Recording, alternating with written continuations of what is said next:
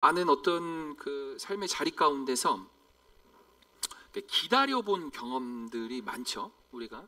근데 이제 기다림이 크게는 뭐 여러 가지 많이 있겠지만 크게는 두 가지로 좀 나눌 수 있을 것 같습니다. 하나는 기다릴 때 정말 언제 올까? 어떤 사람을 기다릴 때 언제 올까? 또는 어떤 시간을 기다릴 때 이 시간이 언제 올까?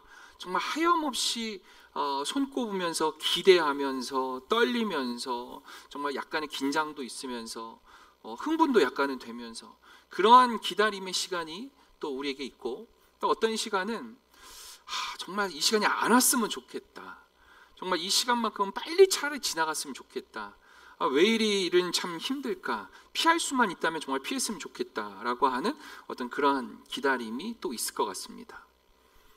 뭐 예를 들어서 여러분이 교회를 온다, 예배의 시간을 기다리는 마음이 어떤 거예요?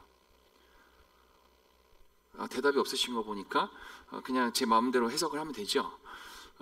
기쁘고 기다려지고 정말로 교회 가서 또 함께 예배할 수 있는, 그리고 우리 함께 교우들을 또 볼 수 있는 참 좋은 시간이 빨리 왔으면 좋겠다, 손꼽아 기다려지는 그런 흥분된 시간, 약간은 정말 정말 좋은 시간으로 기다려지는 시간, 그런 것들이 우리에게 있으면 어떨까 싶은 생각이 듭니다.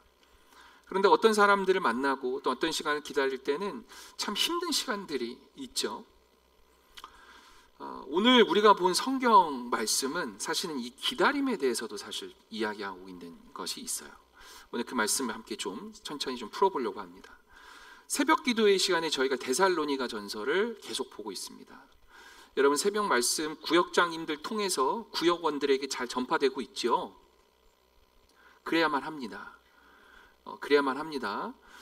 안 그러시면, 자신 없으시면 새벽에 나와서 말씀을 잘 듣고 말씀대로 하루를 또 살아가시면 됩니다.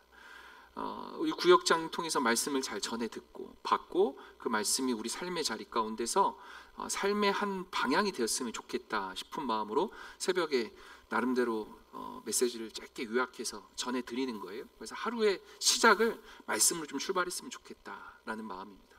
데살로니가 전서 5장, 우리 지금 계속 4장 끝까지 다 봤고 이제 5장 이제 넘어가는 이제 상황인데, 오늘 이 말씀 본문이 우리가 좀 이제 봐야 되는 말씀이기도 해요. 근데 이 말씀 먼저 제가 준비하면서 묵상하면서 이 말씀 우리 함께 나눴으면 좋겠다, 은혜가 되어져서 이 말씀을 나누는데, 우리 1장부터 5장까지 쭉 데살로니가 전서를 보면서 좀 뭔가 좀 다른 점을 하나 찾으신 새벽 성도님들이 있으실 거라 저는 생각이 들어요.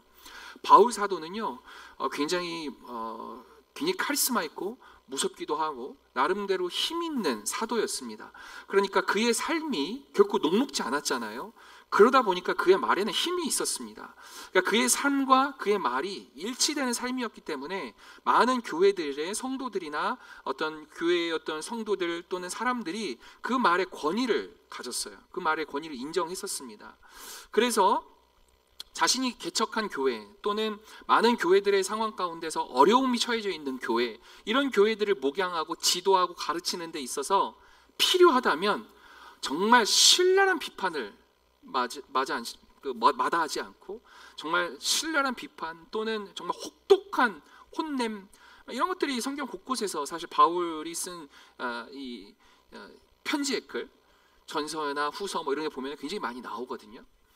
그런데 데살로니가 전서 말씀 보면 그 혼냄이 잘 드러나지 않습니다.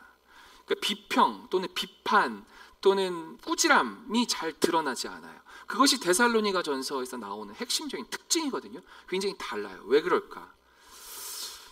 데살로니가 전서 2장 19절에서 20절 말씀 한번 보십시오. 이 바울의 온도 차이가 있거든요. 다른 교회들하고 어떻게 다른가 한번 읽어보시죠. 시작. 우리의 소망이나 기쁨이나 자랑의 면류관이 무엇이냐? 그가 강림하실 때 우리 주 예수 앞에 너희가 아니냐? 20절 함께 읽겠습니다. 너희는 우리의 영광이요 기쁨이니라. 20절 말씀 자세히 보면 이 짧은 말인데 너무나 정말 기쁘지 않았겠습니까? 바울이 그러는 거예요. 쉽게 말해서 백석교회 성도 여러분, 당신들이 우리 사역자들의 정말 영광이고 우리의 기쁨입니다. 그 얘기하고 있습니다. 제가 어디 가서요, 사람들이 물어봐요. 백석교회 담임 목사 되셨죠? 축하드립니다. 축하받을 일이죠? 고맙습니다. 감사합니다. 웃으라고 하는 얘기예요, 여러분. 막 너무 진지하게 안 받으셔도 돼요. 정말 축하한다고 많이 얘기해 주시고 감사하다고 이야기를 합니다. 그러면서 묻습니다. 어떻게 목회라는 게 이전에 이제 설교 목사로 또는 정식적으로 부임하지 않을 때와 그리고 이제 정식적으로 부임해서 할 때와 좀 다르지 않습니까? 얘 좀 확실히 무게감도 좀 다르고 제 어깨에 짊어져 있는 어떤 그런 부담도 좀 다르고 좀 더 그런 것 같습니다. 그러시면 이제 많은 선배님들이 그렇죠. 목회라는 게 원래 그런 겁니다. 그래도 힘을 잘 갖고 열심히 목회 잘 하셨으면 좋겠습니다. 좋은 목회 하시길 바랍니다 라고 이야기하시면서 많이 힘을 주시곤 하시거든요. 그때 저는 여러분 두 부류가 있을 수 있어요. 어떤 목사님들하고 목사님들끼리 얘기하고 뭐하고 할 때 교회 안 좋은 거, 교회 어려운 거 막 이런 얘기 많이 하시는 분들도 있고, 그래서 결론은 사실 뭐냐면 그렇게 어렵고 힘든데 내가 이렇게 잘하고 있어, 그 얘기하고 싶은 거거든요. 그러면 목사님 훌륭하십니다. 그 말 빨리 해드리면 돼요. 빨리 해드리면 빨리 끝나거든요. 그런 목사님들이 있고, 또 어떤 목사님들은 교회가 너무 은혜롭습니다. 교회가 너무 뜨겁습니다. 교회가 사랑이 넘칩니다. 아멘 할 때까지 계속해야지. 그 교회가 정말 서로 섬김이 있습니다. 교회가 새벽에 참 많이 모입니다. 교회가 새벽 성도들이 넘쳐납니다. 교회가 사랑하는 사람들이 너무 많이 있습니다. 아멘. 그러한 목사가 저입니다. 아멘. 믿으십시오. 한 번도 보지 못하셨으니 알 수 없겠지만 참 우리 교회는 좋은 교회입니다. 우리 교회는 참 따뜻한 교회입니다. 우리 강은미 목사님 안 계시니까 하는 말인데, 지난주에 부임하시고 교회에 함께 예배하시고 그리고 여러 가지 이런 분위기를 좀 느끼고 경험하고 하시면서 하신 얘기가, 목사님 참 너무 좋다, 교회가 너무 좋다. 그리고 특별히 우리 교회가 온 세대가 다 있습니다. 우리 교회 특징이에요. 사실 이런 교회가 많지는 않습니다, 여러분. 영유아에서부터 노년에 이르기까지. 지금 우리 교회 지금 아직은 지금 병원에 계시고 못 나오시고 계시지만 90세 이상 되신 여기 계시죠? 우리 김용훈 목사님 나오시죠? 90세 이상에 계시는 연로하신 우리 성도 목사님들까지 이 전 연령이 다 있는 교회가 많지 않아요. 하나님께서 우리에게 주시는 축복인 줄 믿습니다. 이러한 엄청난 스펙트럼을 가지고 있는 교회의 이 연령층을 갖고 있는 우리 교회에 참 좋은 교회인데, 이 바울 사도가 데살로니가 교회를 향해서 그 이야기를 하죠. 여러 가지 많은 어려움들도 있고 비판도 있었을 거라 생각합니다. 그러나 무엇보다도 바울은 이 데살로니가 교회를 향해서 편지를 쓰면서 나는 너희들에게 이것 참 칭찬해 주고 싶다, 나 이거 너무너무 좋고 감사하다라고 하는 이야기예요. 그 이유가 뭐냐면, 여러분 예수님이 이 땅에 오시고 나서 우리 새신자 교육반 아시죠? 신약과 구약을 구분하는 기준이 뭐예요? 그렇죠, 그거예요. 예수님이 오시고 안 오시고 차이. 예수님을 오시고 나서부터 우리는 그 모든 것들을 신약 시대라고 얘기를 하죠. 예수님이 한 30년, 35년 사셨다고 그럽니다. 그러고 나서 한 20여 년이 더 지났어요. 그래서 우리는 그거를 주후 약 한 50년경이라고 봅니다. 왜냐하면 30, 35 더하기 20이니까, 그렇죠? 50년, 55년경쯤 됐다고 얘기를 합니다. 이게 지금 데살로니가 교회에 써졌던 편지의 시대예요. 이때 당시에 편지가 썼던 겁니다. 이때 당시에 데살로니가 교회 안에 사람들이 믿음을 잃지 않고 갖고 있었던 그 뜨거움이 있었는데, 그게 뭐냐면 예수님이 한 20여 년 전에 저 천국으로 먼저 올라가셨는데 그분이 곧 금방 다시 오실 거야 라고 하는, 예수님이 이 땅에 다시 재림하실 것, 이 땅에 예수님이 다시 금방 오실 것이라고 하는 그 믿음과 신앙이 데살로니가 교회에게 있었다는 거예요. 근데 이걸 왜 칭찬하겠어요? 다른 사람들, 다른 성도들 이 믿음이 있었을까요? 없었을까요? 많이 깨졌어요. 많이 사그라들었어요. 그 깨어지고 사그라든 그 배경과 그 믿음의 뜨거움이 사라져버린 그 상황 가운데서 데살로니가 이 교인들은 이 믿음이 있었다 없었다? 있었다. 그래서 바울은 여러 가지 많은 비판거리도 있었겠지만 아니야 그런 거 괜찮아, 일단 그건 차치하고 제일 중요한 신앙, 그 신앙이 무엇이다? 예수님이 이 땅에 곧 다시 오신다. 아멘.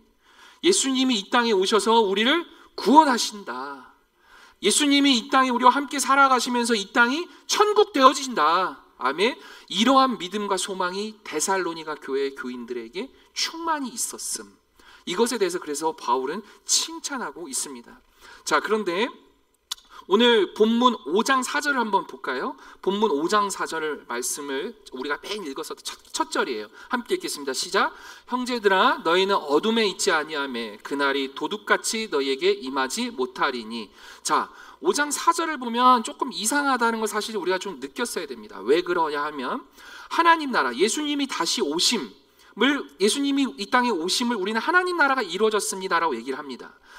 예수님이 이 땅에 오시는 그 하나님 나라가 이루어질 때 그 날은 언제 그리고 어디서 그 하나님 나라, 주님이 곧 오신다라고 하는 걸 여러분 아십니까? 모르십니까? 몰라요? 옛날에 다미 선교회라는 데가 있었어요. 아세요? 그들이 얘기하는 사람들이 뭔 얘기를 했냐면 몇 날 며칠 몇 시에 어디에 재림 예수가 온다 안 온다? 온다. 그래서 여러분 집 팔고 땅 팔고 모두 다 팔고 거기에 모여서 여러분 예수님 맞이하면 우린 천국 갑니다. 그 얘기를 했던 이단들이었어요. 이단 플러스 사이비 아시죠? 그랬었어요. 그리고 그러고 나머지 다 목숨 끊고 스스로 죽었습니다. 그런 엄청난 일이 이단 사이비에게 있었어요. 여러분 이거 분명한 사실인데 꼭 기억하십시오. 누군가가 여러분에게 예수님 금방 오신대, 그리고 언제 어디서 어떻게 온다니까 잘 준비해서 이렇게, 여러분 그 사람 갖고 가까이 하지 마세요. 그럼 어려운 거예요, 정말. 그런데 우리들은 그래서 정통적인 우리의 어떤 기독교 신앙관에 있어서 하나님 나라를 우리가 압니다. 그건 뭐예요? 하나님이 이 땅에 오시고 예수님이 다시 오시는 그 날과 그때는 안다 모른다? 모른다. 그래서 우리가 많이 쓰는 말이 그 주님이 오시는 날을 도적같이 이른다라는 말로 쓰고 있어요. 그렇죠? 여러분 잘 아시죠? 도둑들이 자, 다음날 제가 밤 12시경에 찾아갈 겁니다. 여러분 준비하고 계십시오. 이렇게 합니까? 절대 그렇지 않아요. 아무도 모르게 그 나라와 그때는 임재를 한다. 그래서 하나님의 임재 때, 하나님 나라의 그 완성되는 그때는 도둑같이 이를 것이다 라고 하는 것이 우리가 다 알고 있는, 사실은 어느 정도 다 알고 있는 상식적이죠. 이해하고 있는 부분이죠. 그런데 오늘 본문 5장 4절에 등장하는 그 날, 여기서 말하는 보세요. 형제들아 너희는 어둠에 있지 아니하매 그날이라고 하는 것, 예수님 다시 오는 날을 얘기합니다. 예수님이 이 땅에 오시는 다시 오시는 그 날이 도둑같이 너희에게 임하지 않을 거라고 얘기하고 있어요. 이게 뭔 말이야? 아니 예수님이 오시는 그날은 도둑같이 우리가 아무도 알지 못하는 그때에 갑작스럽게 임하는 그때가 오기 때문에 우리가 잘 준비하고 예비하고 가야 되는데, 이게 우리들이 알고 있는 선이잖아요. 이게 우리가 알고 있는 상식들이란 말이에요. 그런데 5장 4절에 바울이 데살로니가 교회인들에게 너희들 예수님이 곧 임재하실 거라는 신앙 알고 있죠? 갖고 있죠? 그래, 참 잘하고 있어요. 그런데 여러분, 내가 이 말을 당신들한테 하는데 잘 기억하세요라고 하면서 그날 주님이 오시는 날은 도둑같이 너에게 임하지 않을 거다라는 이야기를 하고 있다는 말이에요. 이게 무슨 말일까? 제가 앞서 기다림이라고 하는 이야기를, 기다림이라는 그 주제를 가지고 두 가지의 경우가 있다고 말씀드렸죠. 한 경우는 정말로 두렵고 떨리면서 이 시간이 빨리 안 왔으면 좋겠다, 아니 빨리 온다면 빨리 지나갔으면 좋겠다, 그러한 시간이 있고, 어떠한 기다림은 정말로 빨리 와서 정말 그 시간이 나는 정말 행복하고 기쁘고 여러분이 마치 퇴근 시간에 우리 남편이 올 때가 됐어요, 우리 아내가 올 때가 됐어요, 빨리 왔으면 좋겠어요, 이런 막 사랑하는 마음, 기다림의 막 표정들이 왜 그러세요?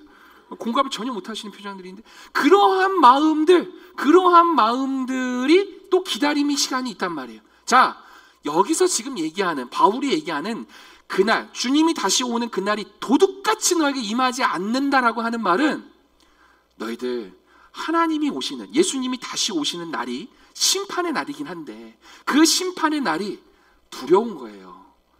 무서운 거예요. 그 날이 오면 어떡하지? 주님 심판이 있으면 나 그 앞에 설 수 있을까? 이거 아닌 것 같은데 어떡하지? 무섭고 떨리고 두렵고, 그러한 상태, 그러한 도둑같이 임하는 그러한 상태가 너희들에게 임하지 않을 거다. 그럼 어떤 상태예요? 주님 빨리 오시옵소서. 하나님의 나라가 저는 경험하고 싶습니다. 정말 우리가 고백하는 하나님 나라가 어떤 나라예요? 그곳은 눈물이 없고, 그곳엔 아픔이 없고, 그곳엔 상처가 없고, 그곳엔 미움, 다툼, 시기, 질투가 아무것도 없는 참 평강과 참 사랑과 정말 모든 것이 하나님 보시기에 아름다운 그러한 곳, 그러한 상태, 그곳이 하나님 나라인 줄 믿습니다. 그 나라가 임하여진다는 거예요. 그 날을 기다리는 사람들의 마음, 그 신앙인의 태도로 살아갈 수 있는 자들이 그 날을 기다리는 자들이라는 겁니다. 데살로니가 교인들은 하나님 오시면 어떡하냐, 큰일 났다, 심판이 있으면 어떡하지, 무섭고 두렵고 벌벌벌 떨면서 어떡하지 이렇게 두려워 떨고 살아가는 사람들이 아니었다라는 거예요. 여러분, 장례를 경험해 보시는 분, 특히 임종을 가까이서 경험해 본 사람들은 많이 느낍니다. 이분이 이 죽음이라고 하는 것이, 이 죽음이라고 하는 이 상황을 정말 끝이라고 생각하고 정말 마지막이라고 생각하며 지금 이 순간을 기다리고 있는 사람이 있을 수 있고, 또 어떤 사람은 정말로 그것은, 죽음은 마침표가 아니라 쉼표여서 하나님 나라로 가기 위한 지금 또 다른 시작이 펼쳐진 순간, 이것을 기다리고 있는 것이라고 여기며 정말 하나님 감사합니다 라는 표정과 그런 모습으로 죽음을 기다리는 사람이 있습니다. 이거는 경험해 본 사람, 옆에서 본 사람은 알아요. 느낍니다. 때때로 이따금씩, 그래서 죽음은 우리에게 주는 정말 놀라운 하나님의 메시지인데, 여러분, 우리에게 그런 축복이, 죽음의 축복, 장래의 축복이 우리들에게 있었으면 좋겠습니다. 우리 모두는요, 다 똑같이 왔다가 다 갑니다. 조금 먼저 가면 좀 빨리 가고, 좀 천천히 가면 뭐 100년, 150년까지 산다고 보죠. 그러면 조금 천천히 갈 뿐, 우리는 모두 다 떠납니다. 그런데 우리에게 중요한 건 이 떠나갈 때까지의 이 시간을 정말로 두려워 떨며 이 세상 어떻게 아등바등 어떻게 해야 되느냐, 이러한 주님이 도둑같이 임해서 정말 도둑같이 심판을 하시면 어떡하냐라고 하는 그런 두려움과 떨림으로 살아가는 세상 사람들이 아니라, 오늘 데살로니가 교회의 교인들에게 축복하고 칭찬하는 것처럼, 하나님, 이 시간이 좀 힘들고 어려운 시간입니다. 그러나 이 시간이 끝이 아님을 알기에, 끝이 아니고 하나님과의 연결되어지는 끈이 시작되어지는 시간이라고 내가 믿기에, 하나님 괜찮습니다. 아주 초연하게 죽음을 기다릴 수 있고, 오히려 역설적이게도 죽음을 기쁨으로 맞이할 수 있는 그 믿음과 신앙이 우리 모두에게 있기를 원합니다. 아멘. 오늘 6절 말씀 한번 보실까요? 이 하나님 말씀 6절 보면, 5장 6절 말씀 시작. 그러므로 우리는 다른 이들과 같이 자지 말고 오직 깨어 정신을 차릴지라. 아멘. 우리 신앙인들은 앞서 말씀드렸지만 이러한 도둑같이 막 엄청나게 그 무섭고 떨리는 그러한 상태로 우리에게 놓여지는 그 하나님의 나라, 하나님의 심판, 그것에서 우리는 벗어나서 그것과는 다르게 우리 그리스도인은 하나님 나라가 빨리 임했으면 차라리 좋겠습니다라고 하는 그런 마음들이 넘치고 있을 텐데, 그렇게 살아가는 사람들의 삶의 모습이 쉽지 않다는 걸 사실 얘기하고 있어요. 6절 보세요. 그러므로 우리는, 여기서 말하는 우리는 모든 그리스도인들을 얘기합니다. 우리 모든 그리스도인들은 다른 이들과 같이 자지 말고 오직 깨어서 정신 차려라. 왜 정신 차리라고 할까요? 정신 못 차리면 너희들 정말 하나님의 심판을 두려워하고 떨려하면서 이거 어떻게 하나 이거 어떡하지, 이 세상이 전부인 것 같은데 아등바등 살면서 이러한 모습처럼 살아가는 사람들의 모습이 우리에게도 똑같이 나타난다라고 하는 걸 얘기해 주고 있어요. 달라야 하지 않을까요? 하나님 나라를 기쁨으로 기다릴 수 있는 사람의 태도와 자세는 달라야 하지 않을까요? 그 달라야 함을 유지하기 위해서, 그 달라야 함을 구별됨을 지키기 위해서 깨어 있으라는 거예요. 정신 차리라는 거예요. 하나님 말씀 조금만 더 보겠습니다. 8절 읽겠습니다. 시작. 우리는 낮에 속하였으니 정신을 차리고 믿음과 사랑의 호심경을 붙이고 구원의 소망에 투구를 쓰자. 그렇게 정신 차리고 살기 위해서 우리가 밤에 속한 사람이 아니요 낮에 속한 사람, 하나님의 그 영광에 우리의 비추어 살아가는 사람, 하나님의 나라를 기쁨으로 기다릴 수 있는 사람, 우리는 천국 백성입니다라고 여기면 살아가는 사람, 그 사람이라면 정신 차리라는 거예요. 정신 차리고 깨어서 살아가야 되는데 이때 필요한 게 두 가지를 오늘 얘기합니다. 첫 번째 뭡니까? 사랑의 호심경. 두 번째 구원의 소망의 투구. 여러분 가슴과 그리고 머리를 두 군데를 얘기합니다. 여러분들이 삶을 살아가시면서 이 두 가지를 꼭 잘 지키십시오. 첫 번째 마음을 지키셔야 됩니다. 두 번째 여러분들의 생각을 지키셔야 합니다. 우리의 마음, 이 호심경은 이 가슴에 붙이는 흉패, 방패막 같은 이거죠. 더 쉽게 막 얘기하자면 이 총을 쐈을 때 이 총을 가로막는 뭐예요 여기? 예, 그거 예. 방탄조끼. 지금으로 치자면 그거였지만 예전에는 흉갑이라고 했겠죠. 그러한 호심경을 마음에 가슴에 붙이라는 거예요. 우리의 마음은 이 믿음과 사랑이 우리 안에 충만히 있지 않으면 우리의 마음을 중심을 지키기가 어렵습니다. 제가 제일 많이 느낄 때가 그거예요. 자녀는 참 사랑하는 하나님의 선물입니다. 하나님께서 우리에게 주신 참 정말 사랑스러운 하나님께서 우리에게 주신 축복이죠. 그럼에도 불구하고 까딱 잘못하면 그 아이를 정말 사랑으로 대하지 못할 때가 있음을 고백합니다. 하물며 피 한 방울 섞이지 않은 남인데 우리가 사랑이 없이 그 사람을 어떻게 대할 수 있을까요? 여러분 우리가 옆에 있는 분들 한번 쳐다봐 주세요. 사랑합니다 얘기해 주세요. 그렇죠. 바로 이거예요, 여러분. 지금 여러분 정말 이 드라이한 정말 몸이 건조한 표정과 이 모습으로 사랑합니다. 목사님이 시켰으니까 그냥 한다. 너 그거 알지? 너 나도 안 사랑하는 거 알지? 이러면서 사랑합니다. 이렇게 하시는 거. 이게 모습이에요, 이 모습. 우리의 여러분의 마음을 최재 집사님 막 너무 어려웠어요? 우리의 마음 가운데 이 사랑의 마음이 충만할 수 있기를 원합니다. 아멘. 이번 설 명절 때 여러 친지들 만나서 함께 지내시는 시간도 있겠지만 요즘 친지들 잠 안 자잖아요, 같이. 그죠? 하루가 뭐야? 그냥 반나절 정도 있고 밥 먹고 가라, 감사합니다 하고 가잖아요. 그죠? 용돈 주고 받고 이렇게 그냥 내 돈 주고 네 돈 내고 오고 거의 그런 건데, 그죠? 아무튼 그렇잖아요. 그런 그 세레머니 조금 하고 감사합니다 가보겠습니다 하고 다 헤어지잖아요. 대체로 옛날처럼 어머니 주무시고 가십시오, 아버지 잠자리가 준비되어 있으면 이런 거 아니잖아요. 요즘 절대 안 그렇잖아요.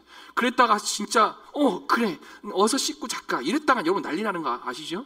절대 그러시지 마세요. 잠은 집에 가서 주무십시오. 편하게. 자, 그런데 그런 상황 가운데서 우리의 마음이 정말 많은 사람들, 우리 만나는 가족들, 이런 친지들 그 안에 우리 사위가 또는 우리 딸이 굉장히 따뜻해졌다. 얼굴과 이 모든 것에 좀 사랑이 묻어나는 것 같아 라고 하는 것을 말하지 않아도 느껴질 수 있는 여러분 되셨으면 좋겠습니다. 또한 여러분도 가족끼리 또 모였을 때 또는 갖은 이 직계 가족끼리라도 모였을 때 여러분 꼭 따로 시간을 좀 내셔서 우리 최재 집사님, 우리 김지근 집사님께 사랑합니다 고백할 수 있는 시간 있기를 원합니다. 아멘. 들었어요? 유튜브 생방송 나가는 거 아시죠? 박제 됐습니다. 박제. 김지근 집사님, 최재 집사님 사랑합니다 말씀해 주세요. 사랑합니다. 아멘. 우리 모두가, 우리 부부가 또 사랑하는 부부들 또는 가족이 이 마음에 이 사랑이 더 충만해져서 뜨거운 하나님 공동체 되어지길 축복합니다. 아멘. 오랜만에 만나는 가족, 딸, 아들 보실 텐데 알아요. 여러분들 부모님 마음으로 시집 언제 갈래? 장가 언제 갈래? 취업은 어떻게 할래? 여기까지 다 쌓아놓으신 거 아는데 하지 마세요. 하지 마시고 사랑한다 아들아. 엄마 맘 알지? 몰라도 그냥 안다고 할 거예요 아마. 여러분 그런 사랑의 마음이 우리 이번 설 명절에 충만한 가족들 될 수 있기를 원합니다. 두 번째 마음을 지키고 또 뭘 지키래요? 생각. 구원의 소망의 투구를 쓰라고 합니다. 구원의 소망의 투구. 우리가 사람들에게 선을 베풀 수 있고, 사람들에게 사랑합니다 고백할 수 있고, 내 것을 내 것이라고 여기지 않고 내 것 또한 당신 겁니다라고 고백할 수 있는 이 태도는 사실은 나와 당신 우리 모두 빚진 자입니다. 우리 모두 다 구원받은 자입니다. 죽을 수밖에 없었던 우리를 하나님께서 나를 살려주셨습니다 라고 하는 이 믿음의 고백이 있을 때 사실은 가능합니다. 우리가 얼마 되지 않은 돈 이거 움켜쥐면서 이렇게 사는 모습은 우리의 마음 가운데 그런 태도가 없을 때예요. 하나님께서 주신 것, 하나님께서 나를 통해서 흘러가게 하는 축복 주시니 감사합니다. 아멘. 그러한 태도와 신앙의 자세가 나누고 섬길 수 있는 태도와 신앙의 자세입니다. 그래서 우리의 생각 가운데, 여러분, 이 믿음이 우리의 머리 가운데 주님이 나를 구원해 주셨음, 그리고 앞으로도 영원히 하나님께서 구원해 주실 것이며 그 구원의 완성의 때가 가장 행복하고 기쁨의 때입니다 고백할 수 있는 믿음이 우리 머리에 가득 찰 수 있기를 주님의 이름으로 축복합니다. 아멘. 그런데 앞서 얘기했지만 그렇게 살아가는 사람들의 모습이 그리스도인이라 할지라도 어렵다는 거예요. 쉽지 않다는 거예요. 그래서 어떻게 하라는 겁니까?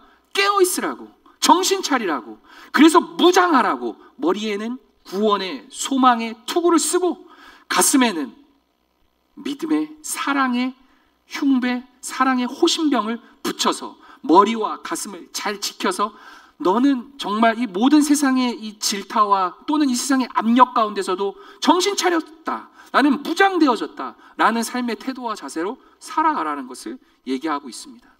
이게 너무 어렵다는 거예요. 공자, 여러분 잘 아는 공자 있죠? 공자도 그 말을 그런 인식을 했던 것 같아요. 그래서 이런 얘기합니다. 군자왈 화이부동하고 소인왈 동의불화한다. 뭔 말입니까? 화이부동 동의불화. 한자를 좀 아시면 아시겠지만 화이 뭐예요? 함께 붙어서, 그러나 부동 같진 않다. 화이 합력하고 협력할 줄은 알지만 부동 같진 않다. 다른 말로 소인은 동의불화라 그러는데, 동의 완전히 하나 일치되어 있어요. 붙어 있어요. 불화, 그러나 그 안에서 협력과 화합은 이루지 못한다. 그게 군자와 소인의 차이라고 공자가 이야기했었는데, 사실은 이 말을 성경의 말로 제가 좀 번역해서 말씀드리자면 예수님께서 말씀하신 소금과 빛의 역할입니다. 소금은요, 그리스도인들에게 있어서의 삶의 모습은 소금과 같아야 됩니다. 즉 세상 가운데서 소금이 들어가서 녹아져야만 해요. 그냥 땅바닥에 떨어져 있는 소금은 아무 쓸데기 없습니다. 녹아져야만 합니다. 세상 가운데서 녹아져야만 합니다. 그래서 맛을 내야 돼요. 그게 소금의 역할이에요. 그런데 하나님, 예수님께서 그리스도인들에게 소금으로만 살라고 하지 않고 빛으로 살라고도 얘기하세요.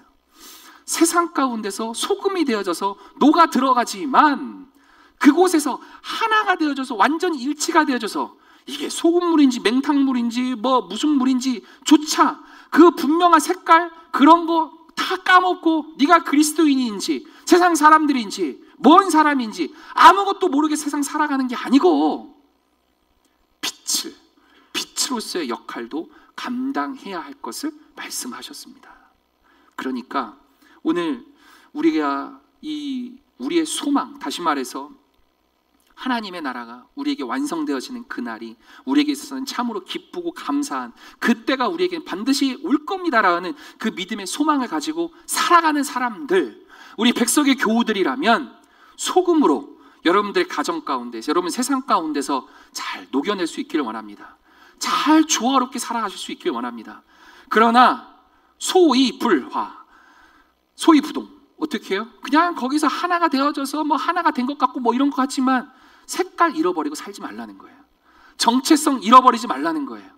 예수 믿는 사람인지 예수 안 믿고 살아가는 사람인지 교회 신앙생활을 30년 한 사람인지 3개월 한 사람인지 내가 세상 속에 녹아 들어갔잖아요. 거기서 끝으로 사는 게 아니라 세상 속에 들어가 녹아졌으면 그곳에서 하나님께서 나에게 주신 빛, 구원의 은혜를 잊지 않고 살아갈 수 있는 사람이 되라는 것이 오늘 주님께서 주시는 말씀입니다. 우리 마지막 10절 말씀은 같이 함께 읽습니다. 10절 말씀입니다. 함께 읽습니다. 시작. 예수께서 우리를 위하여 죽으사 우리로 하여금 깨어있든지 자든지 자기와 함께 살게 하려 하셨느니라. 아멘. 여러분, 오늘 말씀 가운데 이 말씀 꼭 기억하셨으면 좋겠어요. 우리가 그렇게 살아갈 수 있는 힘은요, 우리가 소금으로서 녹아 들어서 가고 그곳에서 또 빛으로서의 역할 잘 감당하면서 살아갈 수 있는 그 힘은 이 믿음 때문에 가능해요. 이 소망, 그것이 뭐예요? 예수께서 우리를 위하여 죽으셨다는 사실. 그래서 그 죽음, 그 주님의 죽음으로 말미암아 내가 지금 깨어있든지 또는 내가 우리의 가족 중에 먼저 잠들어 있든지 그 모든 이들을 예수님의 죽으심으로 말미암아 우리 모두는 다 어떻게 된다? 구원받는다. 함께 살아난다. 아멘. 그 믿음과 소망이 있을 때 우리는 이 모든 것들을 다 감당할 수 있습니다. 사실 지금까지 다 말씀드린 이 모든 설교의 핵심은 우리 교회의 표어입니다. 2025년 뭐예요? 복음 앞에 설 때, 주님이 나를 살리실 때, 그리고 주님이 나를 구원하셨음, 십자가의 보혈로, 십자가의 은혜로 나를 구원하셨음이라고 하는 그 모든 것들이 나에게 있을 때 우리는 이 모든 것들을 감당할 수 있다라고 하는 이야기를 오늘 바울은 사실 하고 있다는 지점이에요. 여러분, 말씀 정리할게요. 설 명절입니다. 설 명절, 함께 가족들이 만나는 그 가족들이 많이 모이는 시간, 또 사람들 자꾸 안 갈 거란 말이에요. 그죠? 옆에 있는 같이 사는 누군가가 좀 빨리 출근도 하고 그래야 나도 시간도 갖고 나도 침대에서 뒹굴뒹굴도 하고 해야 되는데 지금 30세끼 밥 다 차려줘야 되는 판이에요. 이번 명절 동안. 그죠? 어렵잖아요. 마음 힘들잖아요. 여러분, 그렇게 어렵다 생각하지 말고 우리가 사랑으로 하나 될 수 있는 공동체, 그런 가정 될 수 있기를 원합니다. 여러분, 잘 섬겨주십시오. 사랑하십시오. 섬겨주십시오. 덕 있는 모습을 보여주십시오. 주님과 함께 그 모든 것들을 감당할 수 있기를 원합니다. 그 모든 곳이, 여러분 우리 함께 고백할까요? 그곳이 천국입니다. 이번 명절, 여러분 꼭 명절 끝나고 난 다음에 뉴스에 보면 가족들끼리 뭐 칼부림했다, 뭐 어쨌든 뉴스 꼭 나와요. 여러분, 우리는 그런 사람들이 아니고 하나님과 함께 살아가는 가족 공동체.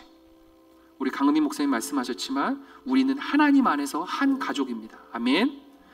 여러분들의 그러한 구체적인 천국의 장소가 여러분들 개개인의 가정이 모두 다 될 수 있기를 주님의 이름으로 축복합니다. 사랑하십시오. 섬기십시오.